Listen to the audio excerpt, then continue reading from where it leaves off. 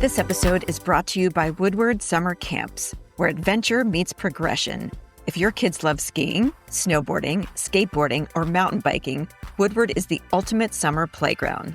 With expert coaching, world-class facilities in 5 locations across the country, and a focus on fun, your kids will love building skills and confidence while making lifelong memories. And here's the best part. Ski Moms listeners get $100 off at any summer camp when you use the promo code SKIMOMS at checkout.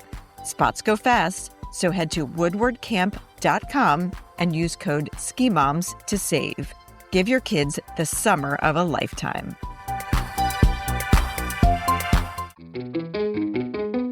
Welcome back to the Ski Moms podcast. It's season 5 and we're hitting the slopes. We're sharing real, unfiltered stories of motherhood on the snow. From conquering the bunny hill with toddlers to squeezing in your own powder days, this season celebrates every type of ski mom.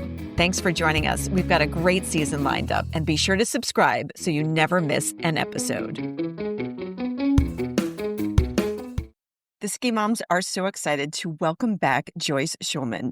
She joined us a few years ago to talk about one of her businesses, and she's got a new one that's launching called Open Play, and it is all for the ski moms out there who love pickleball. She is building an impressive executive coaching business as well, and we love talking to Joyce about getting active and making the most of our time off the mountain, as well as her love of skiing. So welcome back, Joyce. Thank you so much, Nicole. I'm so happy to be here with you. Yeah, so we love how you're constantly pivoting. You're very inspiring, how you are always looking for the next opportunity. But before we jump into that, how was your winter? Honestly, my winter was really, really nice. I've defined myself for decades at this point as an addicted skier. I'm one of those people. I started actually dreaming about skiing in October. You bought a place out west, I think. And were you able to use that this winter? We were there a fair bit. What was really fun for us about this year, which has been a change, is I've got 2 kids in college, well, one in graduate school now, and their breaks have not aligned for the last 4 years. So we haven't skied together as a family in 4 seasons. And this year, their spring breaks finally lined up because my son is in graduate school, and it was finally family skiing. And what was that like to finally all get back out there again together? Really fun, really fun. Skiing, preaching to the choir here, obviously, right? But skiing is such a family activity. And it's one of those things that spans kind of whatever age they are. And it's something that I hope and believe we will do as a family and my kids will do together when they have their own families. It's this sort of legacy of ski families. And has the dynamic changed now that you've got adult kids? I mean, Sarah, we're almost there. We've got one in high school and in college. But do they sort of set a different tempo? You know, obviously you're not hustling them to get them out the door and you don't have to keep track of them. Has the joy evolved as a ski family? The joy evolved for me frankly, when my kids were done with ski school. And we were able to ski together as a family. Because no matter how fabulous a ski school experience is, there's still like so much stress and hassle with getting them checked in. And is the group right? And is the split right? And is the kid going to be happy? And how's the day going to go? And then finding all the things that everybody knows. So once you get to the past that, when you can all actually ski together and enjoy the time together, it's totally a game changer. From there, not much has changed at this point. We'll see, I guess, when we get to the point where perhaps they bring friends, partners, then I think it's a whole new thing. But we're not there yet. And do any memories specifically stand out? Do you get to après ski with your kids now? I mean, that could be kind of fun. We do, and that is really fun. One of the things that I think people who don't ski and who don't ski as families don't really understand, frankly, is kind of the entire ski together experience, which is like a whole day thing. And one of the beautiful things about skiing as families, when your kids are a little bit older, is you have this shared experience. So après ski, you can talk about the day. That was great. Remember when that happened? you have this kind of shared memory and experience that transcends the 6 hours that you're on the hill together. Do either of your kids make you take a lot of photos of them out on the hill? No, actually, You're they don't, lucky. surprisingly, but no. I'm asked a lot to take a lot of photos, and I always do it wrong somehow. So apparently, you can't help me with any tips there, but I thought I'd ask. Yeah. No, my kids are not super active personally on social. They curate their feeds very, very carefully. Yeah, our girls do the same about the curation, but they're just looking for us to be better content creators. They have very lofty expectations, and you'd think since I've done this for so long, but I am apparently just a Luddite. My angles are all wrong, and I get a lot of lectures, but I try. And I don't know if your kids do this, they also want full approval before I post anything with them in it. So I will hand my phone off to my daughter and I'll be like, just delete whatever is not fair game, especially when I'm working, I'm doing a press trip or travel writing, and one of them is with me. I'll say, this is all content for me. So if you don't want to see any of this live, make sure it doesn't exist in my phone. So at the end of the day, my daughter will go through, grab my phone, and just delete anything she just does not want to be immortalized with. So it's fair. Yeah, we pretty much have a no posting rule with respect to our kids. But there is sort of an exception to that, which causes me to take a fair number of pictures, which is what has become known as the annual Mother's Day book. So starting, I think 15 years ago now, I was staring down Mother's Day and I couldn't figure out what to buy the grandmothers because I couldn't bear to buy them one more scarf. So I created a photo book of the kids throughout the year. And it has now become the annual event, the annual Mother's Day book. I have more than a dozen of them. I think I have 15 of them every year. So the kids know that I will be capturing some pictures for the Mother's Day book, and they do not get approval rights for that. Whatever I say goes and there goes. But posting them publicly, I'm just not in a position to do that. I'm not doing a ton of social these days and sort of quiet on my social channels because it got exhausting, as you know. Well, we want to congratulate you on your new business. But before we get there, you had built up 99 Walks and now you've pivoted. How was that? This is now a second business that you've grown and sold. And now you've started, it's probably not even your third, it's probably multiples of that. But how was all of this transition? You just must be very good at change and letting things go. Transition, surprisingly, is really challenging for me. Selling Jetty Fitness and 99 Walks last fall was actually our fourth build and exit. It doesn't get easier. Every time is a very different experience. But I do find what I've learned about myself really is that I'm a builder, not an operator. It's just not as much fun for me to operate. So having an idea, bringing it to life, building a community around it, clearly that's what I love to do because that's what I seem to keep doing. But leaving something behind that I've invested heart and soul in is really hard. Leaving people behind with whom I've worked for a long time, really hard. And I've been thinking about this actually a lot this week, starting something from scratch once again, where you don't know the industry and nobody knows you and you have no reputation in that industry is simultaneously really humbling and kind of fun. So tell us about how you decided to go into the pickleball space and the background a little bit of open play. We have been exploring pickleball personally for the fun of it because we love to play and also from a business standpoint. So we've actually created two smaller consumer-facing brands in the pickleball space over the last 18 months. We launched a brand called PB Socks. We make the world's best pickleball socks. We launched a second vertical called PKL.Fit, which is all focused on physical preparedness for pickleball. And it was really an effort to try to learn the industry, learn the consumer. Media has always been the place where we have, frankly, had the greatest success, the place that we know better than anything else. So it's all been an effort to really learn this industry.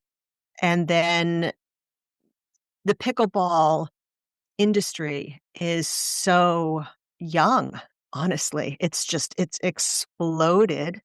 Number of pickleball players grew 45% between 2023 and 2024. And those numbers have continued from prior years as well. Like the growth is crazy. And from a business standpoint, people aren't necessarily really answering the need and the interest there as fully as we believe they should. And for the 1% of the aliens who've just landed on the planet and do not know what we're talking about with pickleball, can you explain the sport? I know this is not a visual medium, so use your words. Do your best in explaining what it is and why it is so darn fun and addictive. Let me start with a little bit of a story, which is it's got to be 10 years ago. I was speaking at a company, and an old high school friend of mine was working nearby, and I hadn't seen her in years and years. So we made a date to meet for coffee. And she was raised by a competitive tennis player, big tennis playing family. We met for coffee, and I said, "What are you doing these days?" And she said, "I'm coaching pickleball." And I totally did the smile and nod and thinking, I'm going to look that up when I get home because I had no idea what she was talking about. So pickleball is a sport that started as a backyard recreational activity for families. It's played on a court that's about half the size of a tennis court. It's played with paddles. So picture something in between a tennis racket and a ping pong paddle. It's played with what is essentially a plastic wiffle ball. And all of this is making it sound really dumb, but it's really fun. The game moves very quickly. It's very social for a host of reasons, which I'm happy to talk about because Nicole, you've known me for a long time, right? It's all about the community piece for me. So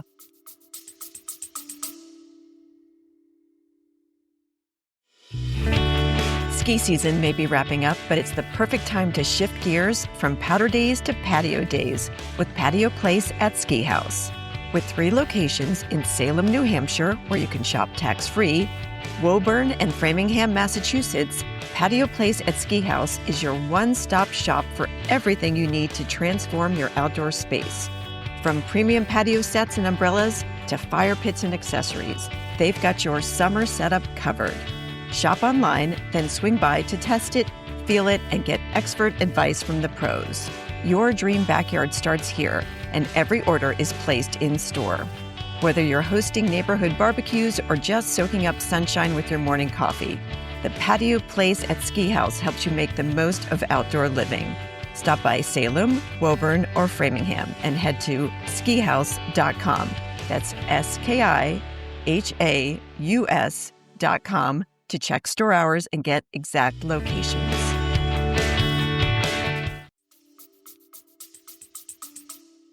The game is really fun. It has grown now into a more competitive sport. There are tournaments. There are 2 national leagues. The collegiate pickleball competitive league is growing by leaps and bounds. But nevertheless, the vast majority of pickleball players are still people who play for the fun and the joy of it. I played with some sorority sisters on our annual trip and thought it was just so much fun. And it was one of those things, unlike golf or tennis, where we rented 2 courts and we were kind of like rotating people around. We all got it now we weren't good, but we could play within 10 minutes of the game being described to us. So we went from, I have no idea what this thing is. I've heard about it from friends, to playing for hours. Like then we were booking the courts, every day of this 3-day trip that quickly. And there's very few things that you can do like that. Absolutely. One of the things that fuels the pickleball growth and the pickleball fun It is not hard, especially if you have any kind of tennis or racket sport in your history, even if you weren't great at it. If you have any of that in your history, it's pretty easy to get competent. And one of the things, and there are several, but one of the things that makes pickleball addictive is it is an incredibly nuanced and strategy driven game. So while it's really easy to get competent, it's really challenging to get really good. So your level of play doesn't plateau. You have that ability to keep learning the strategy, learning the skills, and improving. And it's also really good for your brain to to have a sport like pickleball that is an all-comer thing, but that you can keep challenging yourself to get better. And we really want to talk about the intersection of how, pickleball is great for our community. You can do it all year round, but especially as we're getting into the warmer months and you want to stay connected to your friends. I love doing things with my girlfriends. I love grabbing a cup of coffee or a glass of wine. But I do find like when Sarah and I do something, like when we've gone tubing or golfing, like those memories from doing something tend to get more wired in my brain than just those, quick connections. So it's funny because I think that first, going back to your point, I have often thought that there are some parallels between snowboarding and pickleball because I don't snowboard, but what I understand is that there's a lower point of entry to get basically competent as a snowboarder. I don't know that from personal experience, but that's what I've heard. And I think that's one of the things that has fueled the growth of both of those sports. You can't just pick up a tennis racket and go play pickup tennis and be competent. So for sure. And as far as this kind of social physical activity, that's what I love. And honestly, for me personally, I needed a summer sport. I needed a summer activity, which I know is the opposite of most people. Most people need something they can do in the winter when the weather is bad, but that's not us. So pickleball has absolutely become that kind of physical, social, fun sport for me in the summer. And what would you say is the best way for someone who wanted to start and get an intro? I know when I've played, there's some unique aspects to it with the kitchen and how much you have to move around and scoring. So it can be a lot. It can be easy, but it can also, there, as you said, there are some complexities. How would you recommend someone get started? I strongly recommend you take just a couple of lessons. At least a couple of lessons, or a friend. People in the pickleball community tend to be pretty generous of spirit as far as teaching people. I remember the very first time I ever played, my husband and I were in Florida visiting my parents, and they had built 2 pickleball courts across the street, and we wandered over, and we had no idea what was going on. And an older gentleman said, "I'll teach you." And he spent a half an hour giving us that sort of the language, how you score, some of the very basic rules. So it's often not hard to find somebody willing to do that. Best case, take a couple of lessons. It's similar. I keep drawing the analogy to snowboarding. It makes no sense for somebody to just go borrow a snowboard and jump on a lift. Like that doesn't make any sense. So getting a basic lay of the land as far as what the game is like, what the expectations are, because what you don't want to do, pickleball has a beautiful open play structure and culture in many, many places, hence the name of our new brand. But you don't want to be the person who shows up to open play and has no idea what's going on and expects people who are there for their own play to stop the game and teach you the basics. I will say pickleball has reached all of the corners because here in Vermont, Sugarbush has a health and recreation center, and they do offer twice a week. There is clinics which is very different than open play. There's a day for learning and then there's a day for playing. And, you wouldn't want to show up if you have no idea what you're doing on the day where women and men want to get out there and exercise and, work on their game skills. So I think that that's a good differentiator. And that's also a good example of you can find it at your local YMCA. You can find it at, the Sugarbush Health and Recreation Center. I know my brother belongs to Lifetime Fitness in Virginia, and pickleball has taken over Lifetime. They've converted, much to the basketball players' dismay, many of the basketball courts to this field of pickleball. So it really is everywhere. But where is your company providing people, like if they're traveling or they want to get into it, resources of where to start? So Open Play Post is weekly. Here's where it starts because we're just at the early stages. So thank you. But we are a weekly e-newsletter focused on the recreational pickleball player. So there is a lot of content out there for people who want to tournament play, for people who are interested in the pros.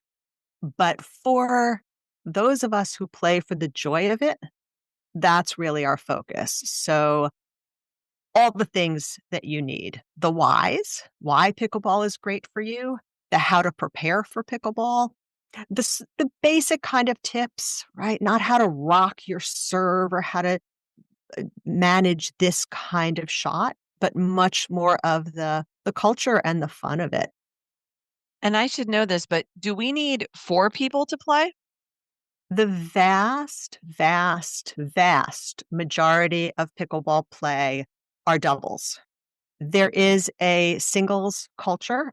I actually love to play singles pickleball. I am a better singles player than I am a doubles player for a host of reasons, but that is not typical. And if you're playing someplace that is open play, it is hard and there are enough people there, you can't keep playing singles when there are people waiting. So it is more of a doubles game, but singles is really fun and a really nice way to just practice skills as well. And you've used the term a lot and it's the name of your company, but what is open play? What would we expect that experience to look like? Such a good question. And you're right. It's a phrase I totally take for granted. So there is a culture in pickleball, which is quite different from most other sports. I've been able to come up with just one analogous sport or activity in my mind, but essentially when there are courts, people just show up and play together. And that makes it sound a little bit unstructured. Typically, most courts have their etiquette and their culture about how open play is managed there. So if it's your first time, it's worth asking somebody who appears to be in the know, what is the etiquette here? But normally 4 people will play to 11, again, depending on how many people are waiting, but the winners will stay on the court. They will split, and 2 people, strangers or not, will come in and play with them. They will play till 11, winners stay on, split, and it just keeps going. Now, in some places, if there are a lot of people waiting, they'll play 4 people on, you finish the game, 4 people off. So it's not going to be like, what was that movie with Wesley Snipes and Woody Harrelson, where the duo, where they were like basketball ringers and hustlers? You could be a ringer team, but you're going to get split. So you will not have domination. I kind of love this. That's great. Exactly right. Exactly right. So, and it's funny you bring that up because that's exactly the only other thing I can think that's analogous to this is pickup basketball. Yeah, that culture exists where people just show up, mostly guys. Guys will just show up and they know 5 o'clock, 6 o'clock, there's pickup basketball. But I can't think of other group activities that have that kind of just show up and there'll typically be people to play with culture. I think it was White Men Can't Jump. I'll do my research. We'll do our fact check. So we love this idea and we love getting people outdoors. Can families do it? Do you see multi-generational pickleball? Okay, so here's the crazy thing about pickleball. And this is another thing I cannot figure out an analogy or any other time that this has happened. There must be, and if you guys can think of one, let me know. But I can't think of another sport or activity that has aged down during play. Pickleball did start, and there's still floating around an expression that you don't hear it nearly as often, that pickleball is tennis for old people. I don't like that. That's good. I'm glad that we're doing away with that. You really don't hear it nearly as often as the sport ages down. And I play a pickup game, an open play game on Sunday mornings that has become multi-generational for sure. To your point of it's not that hard to become basically competent. And then you put kids in the mix, you put a 19-year-old who moves like nobody's business, who gets to everything. And that balances your skill. I should say my skill. So I'm a little bit more skilled and I'm a pretty physical, active player. However, I play against a guy fairly regularly at one of our open play places, and I won't name him, but I'm about to describe him. So he hobbles onto the court in 2 knee braces, 1 ankle brace, and an elbow brace. Okay, picture it. He doesn't stand up particularly straight, and he typically wears a sweatshirt. It's going to sound like I'm making this up because it's such a stereotype, but I swear that it's true. That says "World's Greatest Grandpa" with 7 fishing hooks, and under each fishing hook is a kid's name. You picture it? He has the fastest hands. If the ball is anywhere within the range that he can reach with 1 step, it's over for you. Do you know, did he play something before that he has these fast hands? Where did that come from? Baseball. So not a racket sport, but baseball. And they call him Fast Eddie. I'm just making that up. I absolutely love that. And I was in the Dominican Republic with my nephew and daughter over spring break, and they had pickleball courts. And every day we were out there for absolute hours. And my nephew, he hadn't played as much as the rest of us, but he has really good hand-eye coordination. So you always wanted Reed on your team because he could get to just about everything. And it was super fun. But I love having an activity like that we could do on vacation and you can do on weekends. And you don't have to, it's not 4 or 5 hours of golf, and it's not the space that tennis requires. It's such a great addition to the family lifestyle. And that's part of the reason why courts are just popping up everywhere, because they don't take a lot of space. They're easy. Paddles are the cost of entry, both from an energy time standpoint as well as an economic standpoint, is so much lower. You think about the challenges of getting on a golf course or the challenges of getting tennis time. Pickleball there are courts just about everywhere. Yeah. And can we talk about, can Nicole go shopping? Does she need new outfits for this and new shoes? What kind of clothing and accessories can we go shopping for? None or all. What's interesting in the pickleball fashion, I'm using air quotes, but in the fashion space, is that pickleball has not found its groove. So taking some inspiration from tennis for sure. You will never see tennis whites. People are not in whites. They're not in collared shirts. It's a lot looser. You will see women in skirts, which is not necessarily unique to pickleball in the sense that even in the gym, these sort of sports skirts have become more popular. So that's kind of translated. But you will see, I know, I play fairly regularly with a woman who plays in denim cutoffs. We're not going to judge, but that wouldn't be me. I like a good outfit. No, I normally play in running shoes. I do think if I were going to play more, I should get something in a shoe that's better on lateral movement than forward and back. But my squash shoes, I can't take them outdoors. So then do I add like yet another gym shoe? I need a shoe that I could do like weightlifting and pickleball in. Does that exist? Yes, it does. I can give you an option that I like for both of those things, but I cannot. So anything goes in pickleball as far as attire. I would say with the single exception of, please do not play pickleball in your running shoes. Please don't. Please, I beg of you. Because the risk of injury in pickleball, people underestimate it. People are getting hurt. Now, part of the reason for that is that they're underestimating the physical challenges associated with pickleball. Running shoes, there's a lot of lateral movement. There's a lot of quick movements and fast stops. Your running shoes, in all likelihood, are created to have you're nodding because I know you know all of this. Your running shoes are designed to have solid tread and keep your foot solid. Yeah, and You're putting your the heel cup is not designed. It's designed to move in one direction, forward. It is not designed for forward. I completely understand. And I am, I know that I need something with that lateral movement designed into it. So how much do we have to spend? Can we get to, like, something at Target for this? So Skechers has a line of pickleball shoes that I have not managed to try because they have been sold out off and on for a long time. They're hard to get because people say they are fantastic. So that would probably be a solid shoe at at a fairly low point of entry. So I play in head pickleball shoes. I don't think there's a big difference between nobody has been able to convince me that there's a big difference between tennis shoes and pickleball shoes.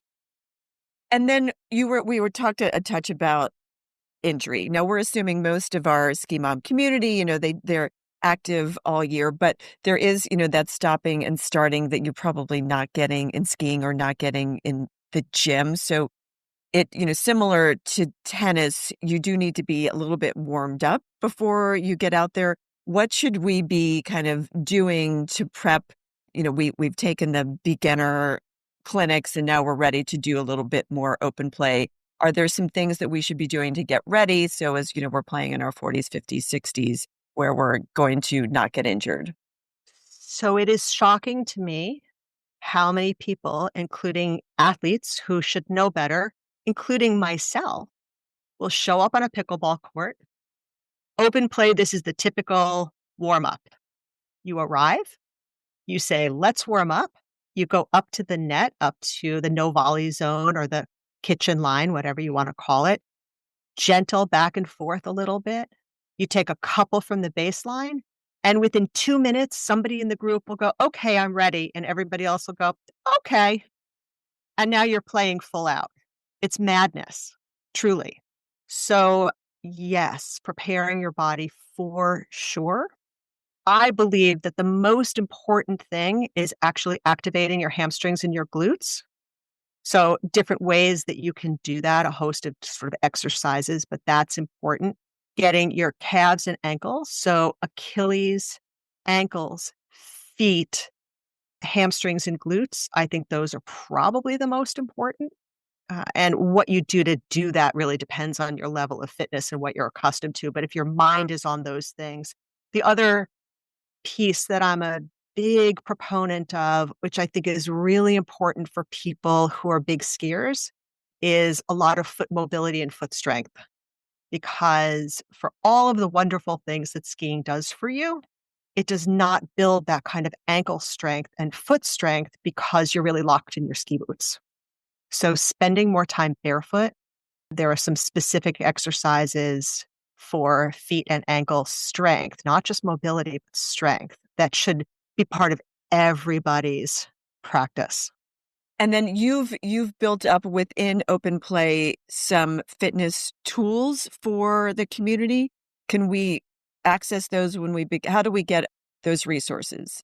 So there are some articles in the Open Play post, and then there are full-on programs in pkl.fit. So preparedness, we're actually about to launch a program that is pickleball elbow strengthening, reduction of symptoms, and protection. Okay, it's another area you need to really focus on. Tell us what PKL Fit is. How do we get that, and how do we use it? Yep. So PKL Fit you will find at pkl.fit. And there you can find several different programs that can help get you in shape specifically for the unique demands of pickleball.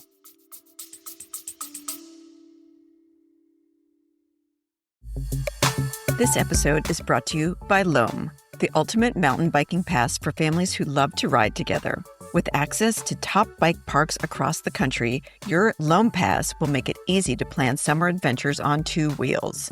Whether you're new to mountain biking or raising the next downhill champion, Loam has a trail for every rider. Pass holders get over 100 days of riding at more than 50 destinations across North America. Explore bike parks, shuttle services, and exclusive perks with your pass.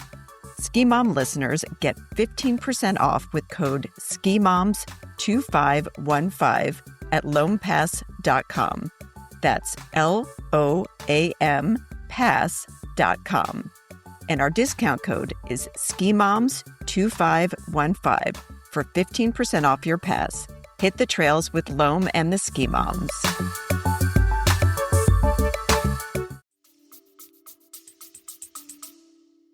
Is that a membership base? Do we pay? No, you just pay for the individual programs that are most valuable for you. And then we send you the program, videos, outline, 6-week programs focused on that which you want to focus on. And does that expire once we sign up? Can we do? Great. Yeah, and then you can have it forever. So we talked a little bit about footwear. Tell us why we need a pickleball sock. You've convinced me that I need to stop playing in my running shoes. Good. I'm glad. And I'm also going to convince you, if you give me the opportunity, I'm also going to convince you to please wear eye protection when you play. So we'll have that conversation too, if you're open for that. Pickleball socks. So here's my question to you. Would you go skiing in cotton socks? Never. Why not? My feet would be freezing. First of all, it would capture all the sweat and it would get cold. So bad experience. And blisters? Because the socks stay damp, leads to blisters. Why are we all running around playing sport in cotton socks? I would never run in a cotton sock either. So okay, well there you have it. So most people will run in cotton socks. So we created a sock that is 56% merino wool. It has a little bit of arch support. It's tapered in the toe so it doesn't bunch up. And what inspired this is I was playing pickleball in cotton socks. I was getting terrible blisters. And one day I thought I would never ski in cotton socks. I would never do other sports in cotton socks. Why in the world would I do this sport in cotton socks? So that's the magic of PB socks. They are 56% Australian merino wool. That also helps keep the stink out. For sure. And do they come in fun colors, Joyce? They do come in fun colors. So they come in a standard natural white. So it's not a bright white. It's natural fibers. So we don't bleach them to a bright white. And then we have 2 very pretty blues. I like that. I admit I was visiting my family in the DC area and I was at Lifetime and I forgot socks and it was late and Target had closed, which is right across the street. And I ended up buying an $18 pickleball sock. I am embarrassed to admit that. $18. It did say Lifetime Pickleball on it, but I hope your socks are less than $18 a pair. They are. They're not a lot less. But they are very fine fabric or materials, yarns, and they last a really long time. And I do think about how much I'm willing to pay for ski socks. Yeah, it's about $18 or more for ski socks, for sure. Okay, so we've talked about the fitness aspect of it. We've talked about the lifestyle aspect of it. Are people traveling to do pickleball or are they looking for, as we're getting into the warmer months, are they looking for resorts that have it? Is that a real thing? That is a real thing. People are not yet traveling for pickleball. Yet. There are some clinics, there are some camps that is growing and exploding. It hasn't quite gotten super organized yet from an industry standpoint. They're harder to find than one would imagine. Resorts are leading into it. Sandals and Beaches just announced last week a tremendous commitment to pickleball. A couple of the cruise ships have installed a couple of courts. That's proven to be a disaster. a disaster because the Not need and the enough. desire. Yep. Ah, They so need to people build this cruise ship around pickleball as opposed to adding pickleball to a cruise ship. They can't retro. exactly. Because if you've got a couple of courts on a ship and you tell people there's pickleball, people are going to want to play. What's interesting, one of the things that's interesting about pickleball play is that the average play session is 2 hours. And that's what people's expectation is. They want to play 90 minutes to 2 hours. They don't want to play an 11-minute game and then be punted off. So it's going to continue to grow. Pickleball players want to go to places where there is the opportunity to play and sharpen their skills. But thus far, it has not really organized itself, shall we say? So that is very true. I do think that the longer chunk of time can happen, but you can have fun in an hour as well. If you've got the court dedicated, I think for open play, and if you're getting bounced off the court, you're doing sort of a round robin for open play. But I think you can accomplish a good amount in an hour. Should we look at it as a workout? Should we look at it as something fun? How do you kind of bucket that with your weekly fitness? That's such an interesting question because you've known me a long time, so you know that fitness is really important to me. And one of the conversations that Eric, my husband and business partner, and I have had is how our pickleball play is impacting our time spent in the gym and how you balance all of that. How much activity, physical activity you get playing pickleball depends a tremendous amount on your style of play. So, talking about the guy who will remain nameless, but against whom I often play, he doesn't move much. Conversely, I run around the court like a lunatic because I want to get to everything and I don't have a reach as long as his, and I don't have hands as fast as his. So, I work a lot harder. There's just tremendous, and I suppose I haven't really reflected on this, but I suppose that this is one of the things that makes pickleball so appealing and popular is truly you can play it in different ways. I have a couple of friends I play with who often play morning and evening, 3 hours of play a day. And they don't appear, I should say, to be in the kind of physical shape to do that kind of that level of activity. And yet they have found a way to play for that much time. Long way of saying you can be super active, you can take it slow. It's a fairly forgiving game. I like that about it though. You can kind of maybe depending on who you're playing against and how you want to set up, what you're going into, right? I feel like Nicole and I would be well matched on that. I think neither of us would be trying to kill each other or something, right? Out there would be might not even sweat too much. But let's go back to you wanted to touch on eye protection because I'm thinking about we're outside, it's summer, maybe we're going to wear a hat, a visor, sunblock. How are we protecting our eyes? There's a big debate in the pickleball world around the importance of wearing protective eye gear. You would never get onto a racquetball court without eye protection. You get onto a pickleball court and you think it is a wiffle ball. How much damage can it do? I would like everybody in the world to treat it like, in this respect alone, treat it like racquetball and wear eye protection. If you're up close to the net and you catch a ball coming back at you full on in the face, it's going to cause I won't say it should, it will. It has the potential to do meaningful damage. And if it's so easy to protect against that by wearing a pair of eye protection glasses, it's sort of like I don't advise playing pickleball in your running shoes. I don't advise playing pickleball without protecting your eyes. Yeah, I would never get on a squash court without protective goggles on. Wouldn't do it. Now, my question is, could you wear like sports sunglasses as long as they're non-shattering? Do you think that Yep. would be okay? Yep.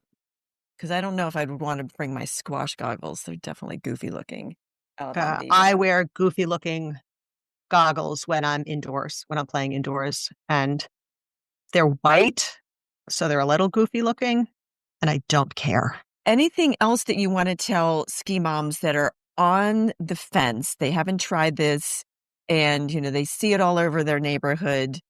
What do we want to tell them about pickleball to get them to make this the summer that they take the plunge? Literally just try it. Just try it. I have met very few people who have tried it and haven't found it fun.